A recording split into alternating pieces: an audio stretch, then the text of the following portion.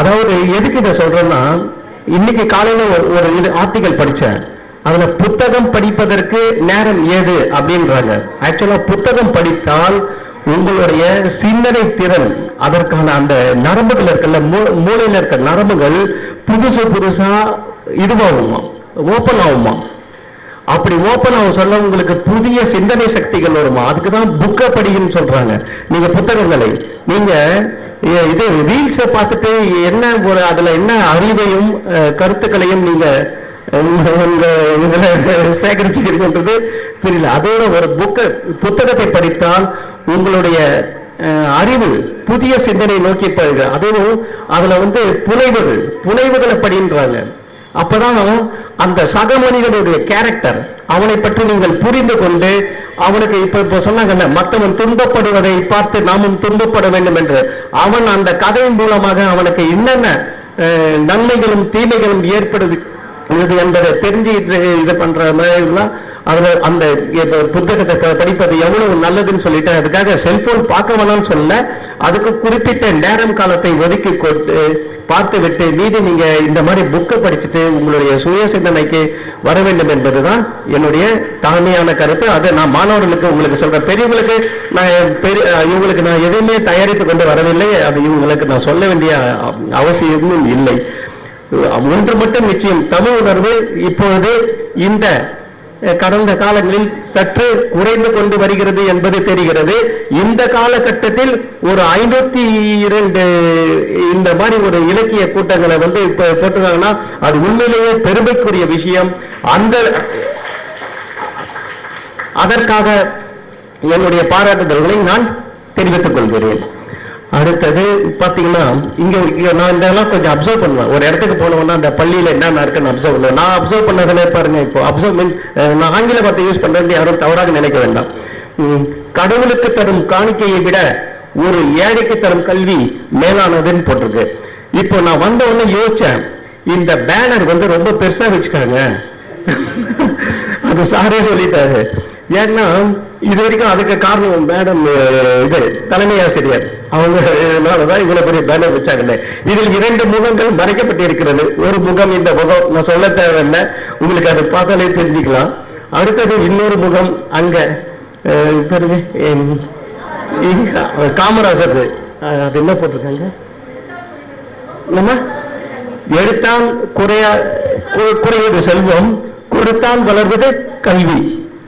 இந்த போட்டோவெல்லாம் எதுக்கு மாட்டி வச்சிருக்காங்க? சும்மா அப்துல் கலாம் போட்டோ, ராதாகிருஷ்ணன் போட்டோ, இதெல்லாம் எதுக்கு மாட்டி வச்சிருக்காங்க? எதுக்கு எங்க மாதிரி ஆளுமைகள் எல்லாம் பேச கூப்பிடுறாங்க?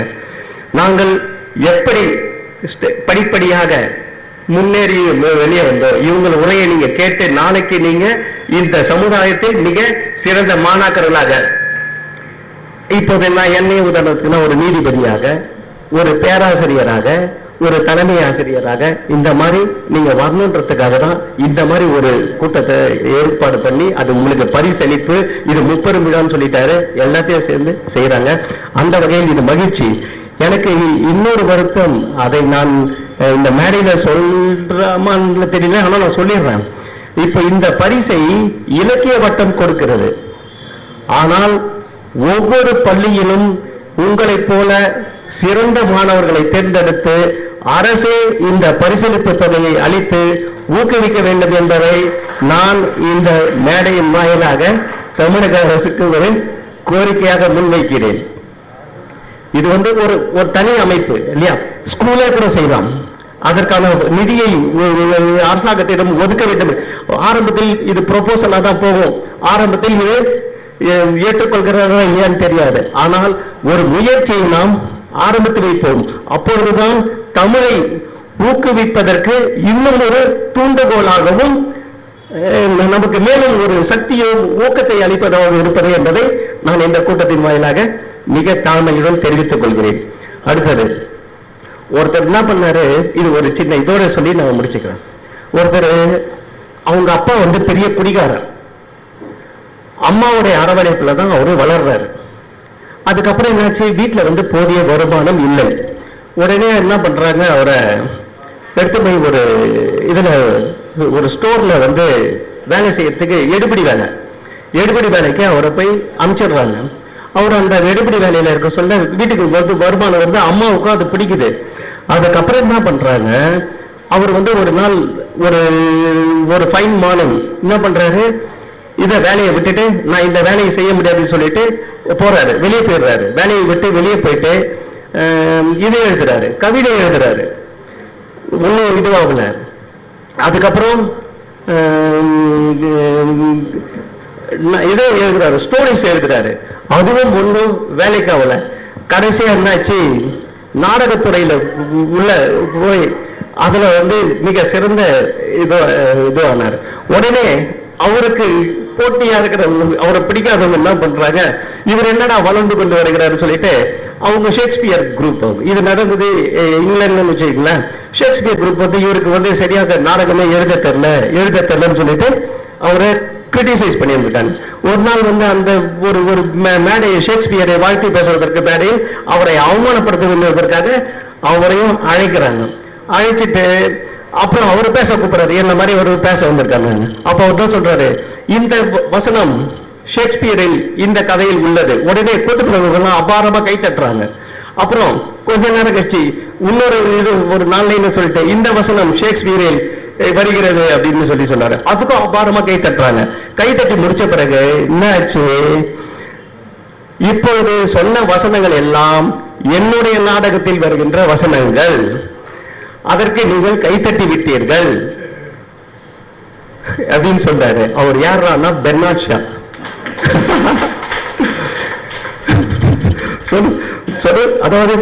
அதாவது அவரு எழுதுற டிராமாவை சரியில்லைன்னு சொன்ன குரூப்லாம் 4 லைன் இதெல்லாம் ஷேக்ஸ்பியர் சொன்னதுன்னு சொன்ன பிறகு அதுக்கப்புறம் கைத்தட்டின பிறகு இவ அத்தனை என்னுடைய டிராமால வந்தது, எனக்கு எல்லாம் சேர்ந்து அதுக்கு கைத்தட்டிட்டீங்க.